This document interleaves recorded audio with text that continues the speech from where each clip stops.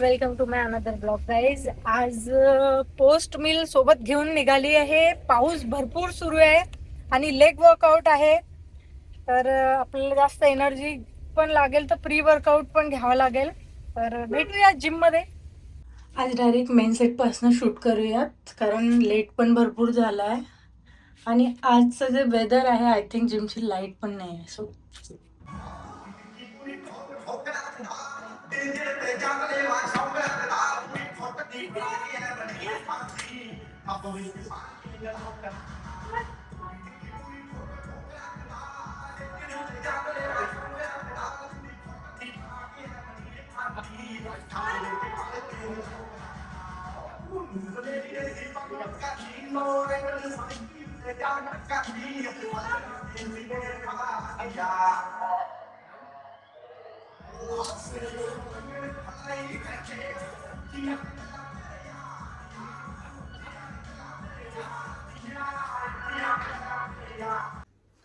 Warm up, mobility ह्या सगळ्या गोष्टी करून मी स्क्वेअर ट्रॅक जवळ गेली आणि सेटअप रेडी केला.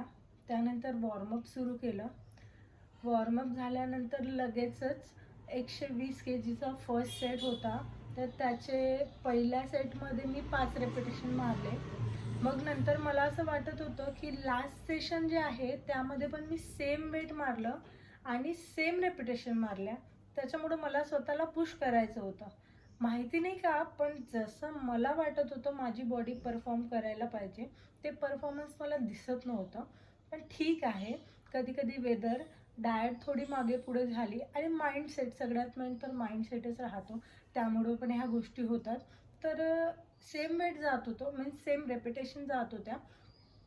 नंतर मी मागे स्वराज दादा आहेत, ते खूप सिनियर आहे.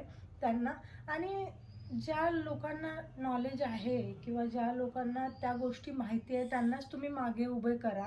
मीन्स तुम्ही सपोर्ट मागत आहे, तर ज्याला नॉलेज आहे किंवा जो प्रॉपर सपोर्ट देऊ शकतो किंवा तुम्हाला पुश करू शकतो, त्यालाच तुम्ही सपोर्ट मागा.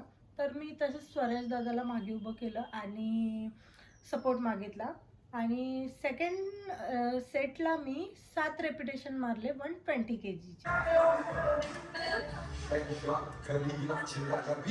West Coast, East Coast, or Middle East.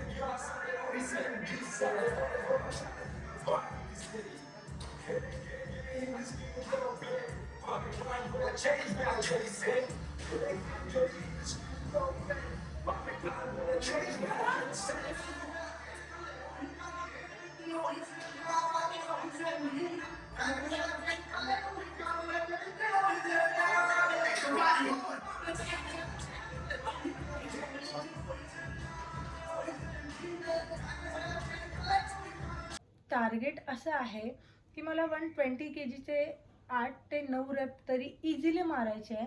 त्यानंतरच मी वेट वाढवणार किंवा दुसऱ्या वेटला हात लावणार. त्यामुळं मी 120 kg गेल्या 3 वीकपासून 120 kg वेट घेत आहे.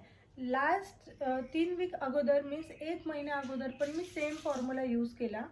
त्यामध्ये माझं टार्गेट होतं की 110 kgचे 10 रेपिटेशन गेले पाहिजे. तर मी ते पूर्ण केलं. 5 सेटमध्ये 10 रेपिटेशन गेले. त्यानंतर मी 120 kg घेतलं आणि मी असंच वर्कआउट करते.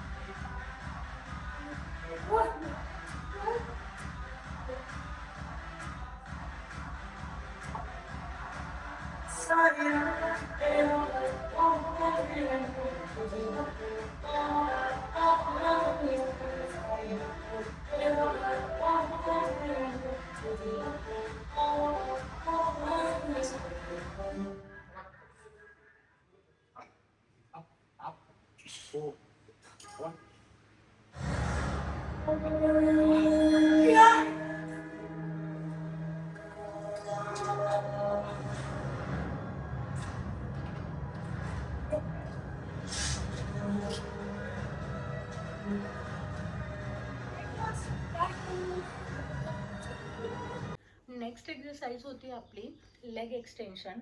लेग एक्सटेन्शन हे आयसोलेट वर्कआउट आहे, सगळ्यांना माहिती आहे. लेग एक्सटेन्शनमध्ये लक्ष द्यावं लागतं. तुम्ही निगेटिव्ह मोमेंट्स मीन्स जेव्हा तुम्ही लेग्सला वेटसोबत खाली घेता तेव्हा किती निगेटिव्ह मोमेंटमध्ये घेतात त्यावर फोकस करावं लागतं. आणि सगळ्यात मेन जेव्हा आपण लेग एक्सटेन्शनमध्ये लेग वरती घेऊन होल्ड करतो, बरेचसे लोक फक्त फ्लिप फ्लॉप करतात, पण ते प्रॉपर एक्सरसाइज नाही आहे. सगळ्यात मेन आहे की तुम्ही होल्ड करून निगेटिव्ह मोमेंटमध्ये खाली कसं आणता वेटला. आणि आपण लेग एक्सटेन्शनचे सुद्धा 4 सेट घेतले, त्याच्यामध्ये 7 ते 8 रेपिटेशन घेतल्या. मी स्कॉटमध्ये खूप जास्त एक्झॉस्ट झाली होती, खरं सांगू तर. माहिती नाही का, पाऊस भरपूर सुरू होता, मला असं वाटत होतं ऑक्सिजनची कमी आहे की काय. ठीक आहे, मी लेग एक्सटेन्शनचे 4 सेट घेतले. देन पुढच्या वर्कआउटला सुरुवात.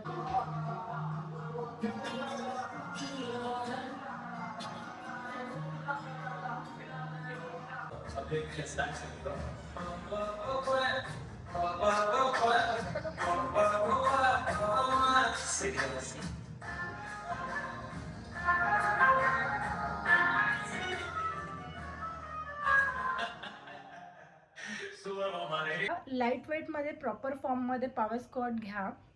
याची तर मला ॲक्च्युली नीड नव्हती वर्कआउटमध्ये, पण प्रोग्राममध्ये असल्यामुळं मी घेतले. ठीक आहे. नंतर मला भेटली Richak. She is a very sweet girl आणि ती खूप कन्सिस्टन्सीनं वर्कआउट करते. आधी मी तिला खूप टाईमपासून ओळखते. इवन आम्ही दोघींनी जेव्हा सुरुवात केली तेव्हापासून आम्ही एकमेकीला ओळखतो, कधीतरीच भेट होते. बट ती पण खूप चांगलं वर्कआउट करते, खूप कन्सिस्टन्सी आहे तिच्यामध्ये. आणि तिला भेटून मला चांगलं वाटलं. नंतर आपण वर्कआउटला सुरू केलं. त्याच्यानंतर माझं आयडियल. मैं फिटनेस मॉडल हूँ एंड मैं इंस्टाग्राम पे पोस्ट करती हूँ, मैं ट्रेनिंग देती हूँ एंड या सीरियसली गाइस ये नेचर से इतनी अच्छी है ना, सच बोल रही हूँ. हम बहुत साल से एक दूसरे को जानते हैं, सेम सिटी में रहते हैं, महीने में 1-2 बार ही मिलते हैं. हमारा बॉन्ड बहुत अच्छा है.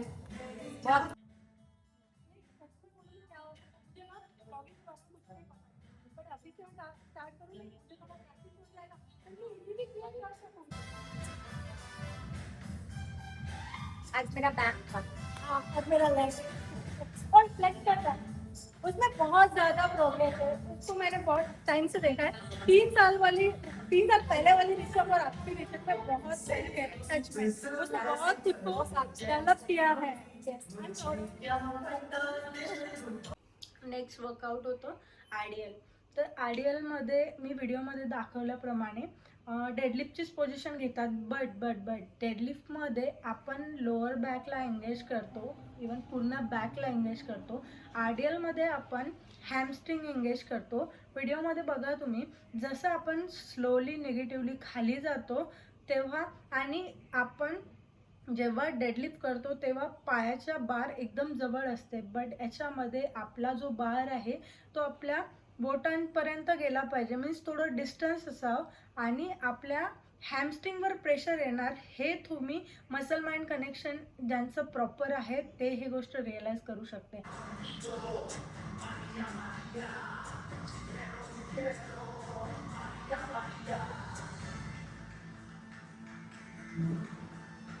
देन लास्टमध्ये काफ वर्कआउट सगळ्यात इम्पॉर्टंट राहते. सगळे लोक मिस करायचा प्रयत्न करतात, पण इम्पॉर्टंट आहे.